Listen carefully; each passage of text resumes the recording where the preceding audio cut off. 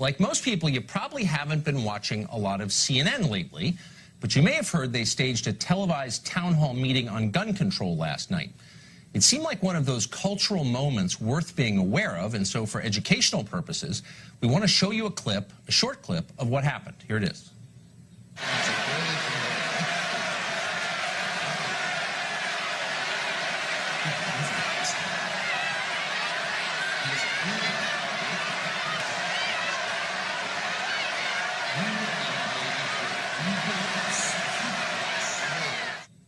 Wait, sorry, I'm so sorry. That was actually the 2 minutes hate scene from 1984, the film version of George Orwell's novel.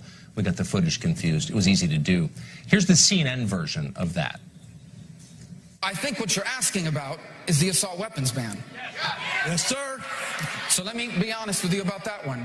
If I believed that that law would have prevented this from happening, I would support it. But I want to explain to you why it would not.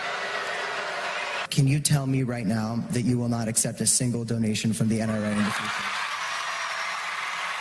I wish the NRA lady I could have talked to, because I would ask her how she can look in the mirror, considering the fact that she has children. Let me answer the question. Let me answer the question. You can shout me down when I'm finished, but let me answer Emma's question. He should have been barred from getting a firearm, and he should not have been able to. He should not have been able to purchase a firearm. So if I could change time and change circumstances, I would have done everything in my power to prevent that. You just told this group of people that you are standing up for them. You're not standing up for them until you say, I want less weapons. I want to thank Dana Lash of the NRA and also Sheriff Scott Israel for being here to listen to your questions. Emotions were inflamed, and obviously we understand why. But yelling and nastiness don't help anyone. It's precisely in times of tragedy and distress that we need the calmest and most thoughtful voices. CNN last night brought us the opposite. They did it to make money. But they also did it for ideological reasons. That wasn't a town hall meeting, and it certainly wasn't a news event. It was an act of ritual public humiliation for anybody who disagrees with CNN's transparently clear position against gun rights. Dana Lash was there last night. She was the one you just saw being called a murderer on stage. She spoke about her experience earlier today. Many in legacy media love mass shootings. You guys love it. Now, I'm not saying that you love the tragedy, but I am saying that you love the ratings. Crying white mothers are ratings gold to you and many in the legacy media in the back. And notice I said crying white mothers, because there are thousands of grieving black mothers in Chicago every weekend, and you don't see town halls for them, do you?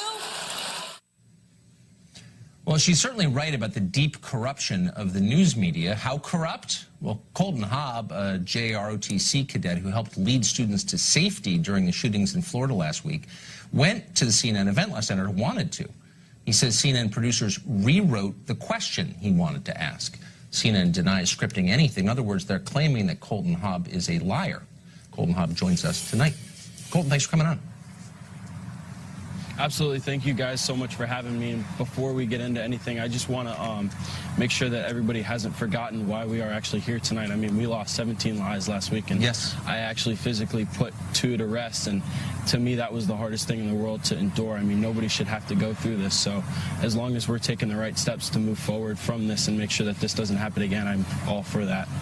Well, we certainly haven't forgotten. Thank you for reminding us yet again, and we think that the only way to make the country better and maybe put a dent in this scourge is to have a rational, thoughtful conversation about what to do next. And with that in mind, absolutely, you were planning to go to this event last night. And tell me if I'm mischaracterizing any of this. And you sent in, at the request of a CNN producer, you sent in a number of questions, statements that you wanted to make, questions that you wanted to ask of the politicians on the stage. And they rewrote one of your questions? Is that right? Yes, sir. So what had happened was 4 days ago, I had gotten contacted by a lady named Carrie Stevenson from CNN, She had asked me originally to just write a speech. It was going to be at the town hall at the BB&T Center, so I agreed. I felt like it would be the right thing to do, be able to go speak my part, as well as open eyes to a few things that I thought that could make this situation a little better. From there, 3 days ago, so the next day after that, we had gotten, I got an email back from her, and she asked for more of questions rather than a speech, which I was totally fine with. So I wrote a little less of a speech and more of questions that I wanted to ask at the town hall. The day after that, it was more of just questions. She asked for just questions that I would like to ask. So I gave her my questions, and then yesterday at about 5:15, I made contact with her, and she had asked if I just asked her one question. So what they had actually done was wrote out a question for me, because in my interview with CNN, I had talked about arming the teachers if they were willing to arm themselves in the school to carry on campus. And they had, she had taken that of what I had briefed on and actually wrote that question out for me. So I have that question here if you'd like me to ask it for you. Well, but I just want to make sure I have this straight. So you sent them a long, in effect, essay on what you thought, but they put Yes, their sir. own words in the question, and they weren't the same as the words you had sent in? They were the producer's words? Absolutely. They had taken what I had wrote and what I had briefed on and talked about, and they actually wrote the question for me. But not with your words. I mean, they put their own words into your question, even after they'd asked you to send questions in. But that seems dishonest. It definitely did, and that's kind of why I didn't go last night. Originally, I had thought that it was going to be more of my own question and my own say, and then it turned out to be more of just a script. And she had actually said that over the phone, that I needed to stick to the script. That's remarkable. What did you watch last night? I watched a little bit of it. I kind of felt like I didn't really need to, because I knew that as soon as what had happened with me, that it was going to be more scripted and wasn't actually going to be actual questions. Then I didn't feel the need to fully watch it. So if CNN was willing to reword your question, put their own words in your mouth, and as you said, you didn't want to go along with that, do you think they did that to other people last night? I mean, absolutely. From what I did see, I had seen a couple people that had asked questions before I did leave my house. And it was a little piece of paper cut out. And I know for a fact that nobody cut their own paper out and wrote their own question, especially when they were all based off the same topic. So to me, from right there, it showed that this isn't correct. Why are they all have the same size piece of paper with a short little question on it? So to I me, guess it was a total what's surprising is you're not just some person off the street. You're a survivor of this shooting, and the point was to listen to you, to the survivors of the shooting. Were you surprised by the way they behaved? I mean, honestly, it was very shocking to me, because we just went through such a horrific tragedy.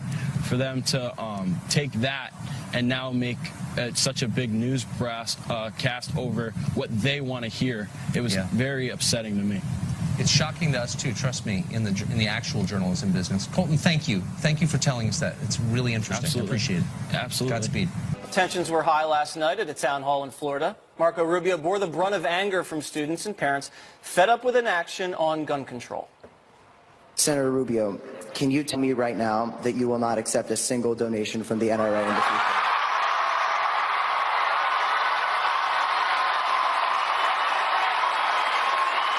So, number one, the positions I hold on these issues of the Second Amendment, I've held since the day I entered office in the city of West Miami as an elected official.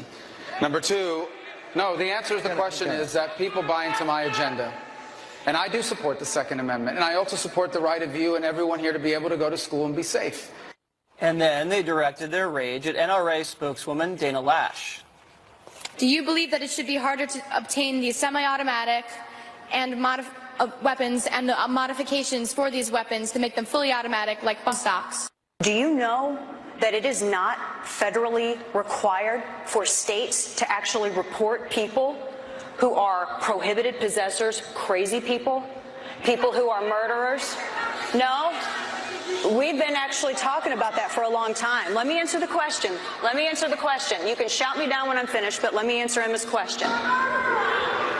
Oh, I mean, that's a stark contrast, Juan, between the president's forum yesterday at the White House, which was filled with ideas and emotion and very polite and respectful. Yeah. And that was just really ugly, I thought. I didn't think it was ugly. I thought it was quite direct. In other words, the president, and was unusual. I think someone here said they thought it was terrific to finally see that kind of discussion. We've seen it before with regard to immigration, but it was fun for people to get a look inside. The difficulty is that people say it's a dog and pony show. He's got his notes. Be sure to say, I hear you and all that. But I appreciate the idea that the president would take the time and make the effort. I don't care about the publicity. I just think that that was sincere, and I hope that it was sincere on his part. Although today when he says, oh, the NRA is patriots, I think, because the real meeting should be, what do you do when someone says, are you going to keep taking money from the NRA, Senator? Well, that's a hard discussion. What about you, Mr. President? How much does Marco take? You do have to give Marco credit for going into the belly of the beast, because that was a stacked deck there, Kimberly, by the sound of the crowd. Because guess what? President Trump had the opportunity to go. There are other Republicans who just said no. Okay. Kimberly? Well, I mean, I try to focus on the positives. I think, when people show up and they go there and they try to have a civilized discourse, I mean, to me, it's like, you're not getting as much out of that CNN town hall because people are just very rude and very disrespectful, and I don't like that at all. I enjoyed the president's, 2 days of his meetings and listening sessions, because I thought that you really had thoughtful discussion and deliberation and ideas that were, put forth, and I really enjoyed it. But when I see something like this, it just becomes almost like Roman theater. Or, is it going to feed him to the lions next? I'm just not sure what's happening there. Yes, I applaud Marco Rubio and Dana Loesch for going, because they want to actually be part of the solution. They're not afraid to address people who have differing viewpoints. But you want to be able to hear them. Give them the opportunity.